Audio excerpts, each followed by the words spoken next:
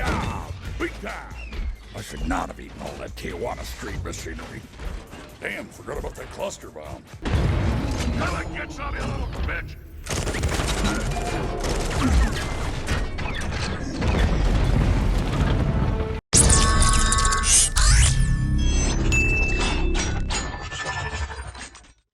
Hound is a technical specialist and highly experienced, gutsy Autobot commando. He is a boisterous warrior who throws himself into every mission with no more worries than a duck landing on a pond. While some of his peers would flee from danger, Hound can't get enough of it. He takes to battle like a spark to a plug and is quick to draw any of his many guns. And while his tendency to switch from gun to gun in quick succession in a single battle often leaves him bereft of weapons and ammunition, Hound's bravery and resourcefulness are never in doubt.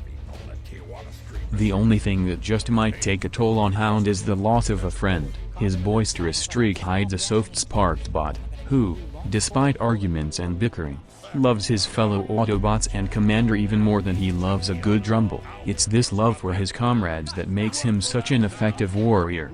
He will take on an entire Decepticon army if he has to, and he would sooner go down swinging than abandon his allies on the battlefield. In short, there's no mission he won't take. Except maybe one that doesn't give him a chance to blast at least a few Decepticons.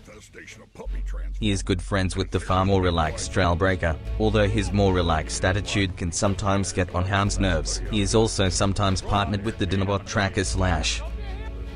The Last Night film, Hound was active on Earth as early as the 1700s, as he fought alongside General Washington before he was made the President of the United States. He later participated in the Second World War under the Medical Services Corps in the United States Army.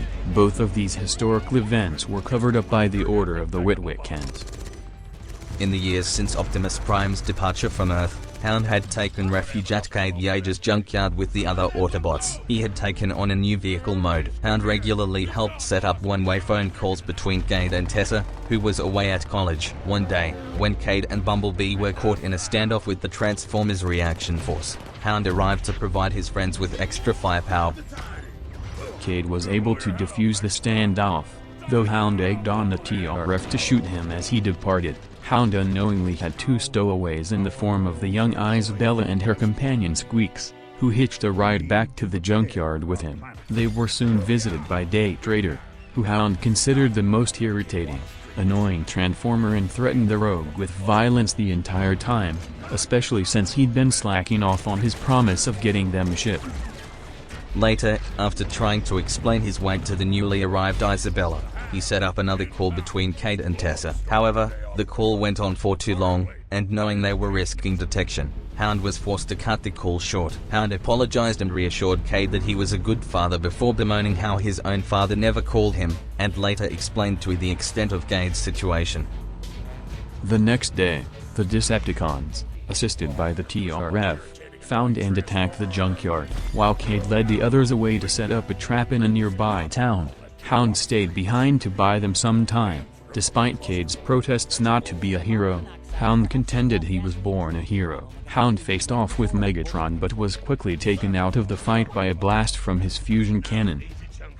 Much later, after recovering, when Cybertron had made its way to Earth and loomed in the skies overhead, Hound joined the other Autobots in heading for Stonehenge to partake in the forthcoming battle. As Day Trader finally delivered Lockdown's former ship to them, Hound warned Isabella that things were going to get ugly, but she easily convinced him to let her join them. Hound agreed she could use the field trip to the front lines to get some battle experience, and the Autobots met up with the returned Optimus, though Hound complained that he didn't get a chance to say hello before Optimus flew off to lead the attack. En route, he and the other Autobots observed the Guardian Knights with mixed feeling, with Hound declaring that they looked like wasses.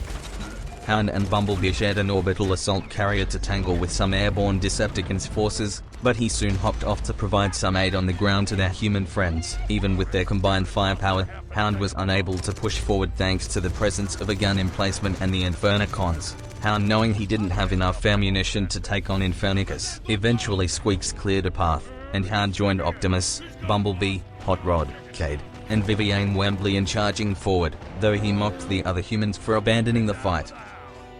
Within the control center, he once again took on Megatron, this time alongside his fellow Autobots. However, Hound's lack of speed and cumbersome weapon made him yet again an ill-matched opponent against their much faster opponent. Hound was almost killed by the Decepticon leader had it not been for Hot Rod's, literally, timely aid. With Megatron briefly frozen in a time bubble, Hound vowed to blow his head off and let loose a rain of gunfire that managed to knock Megatron back for a moment while Hound recovered his momentum. Though Hound was further plagued by the weightlessness of the falling ignition chamber, Vivian ultimately saved the day, and Hound returned to Cybertron with his fellow Autobots. Thank you for watching.